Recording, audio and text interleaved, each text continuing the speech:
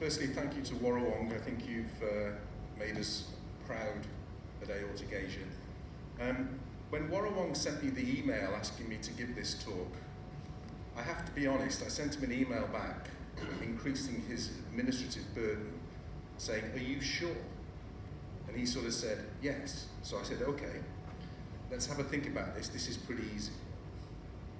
So Frank showed you one of his first papers in 1998 about the acute aortic syndromes, which the non-A, non-B fits into. This is the first paper that I found in 1999 from Lars Svensson, and this was the first time that I really saw this very nice cartoon, which as surgeons we all like because it makes it very explainable. What's a very complex issue becomes very explainable. But as we've heard throughout this meeting, I think the acute aortic syndromes are much more complex than we give credit for, particularly the non-A, non-B. So really a lot of this talk is about the Stanford classification and where we fit non-A, non-B into that, because obviously from the original description it wasn't really very clear where this sort of dissection fitted in.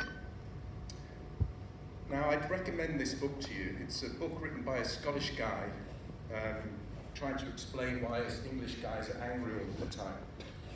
But one of the quotes in the start of the book is that facts are very inert things. Facts are what pedantic people use instead of opinions, and opinions are much more interesting than facts. So my talk is really an opinion.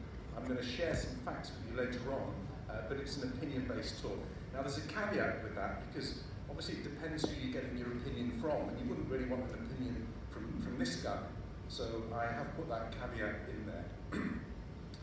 It's very interesting when you go back and look at the original paper describing the Stanford classification.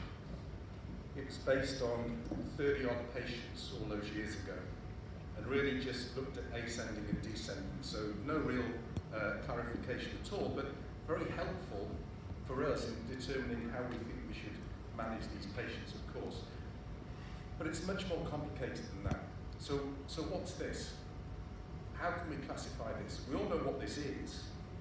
We know that this is a retrograde dissection with a thrombosed ascending aorta, but to try and put it in any classification system to enable us to move forward in terms of management is very difficult. So naming things, even though we'd like to classify things very easily so that we can determine management, it's not always that simple.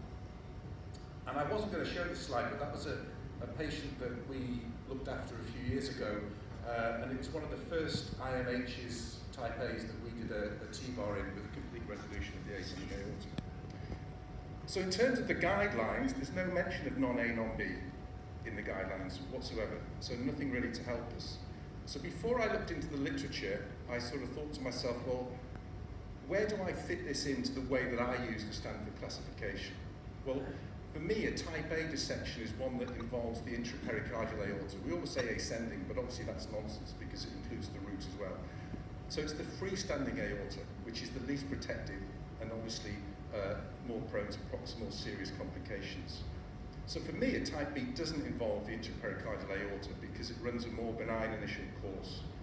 In the Stanford original paper, the tear was in the distal aorta, and it remains a type B, irrespective of any retrograde extension into the arch. And this is just my opinion.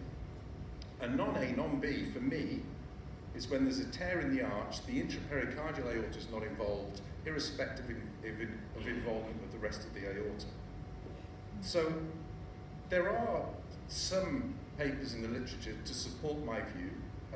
This is actually in a radiological article, trying to help the radiologists understand this. And very simply, I think they've done what I've done, and that is it's either ascending aorta or not, and the rest we categorize as type B. But I think it is a bit more complicated than that. So the first question is, what is a non-A, non-B dissection?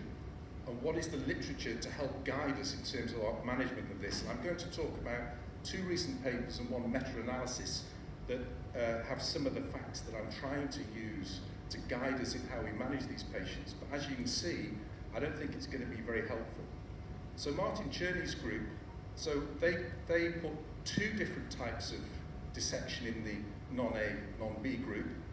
Patients who had a tear in the arch with descending involvement,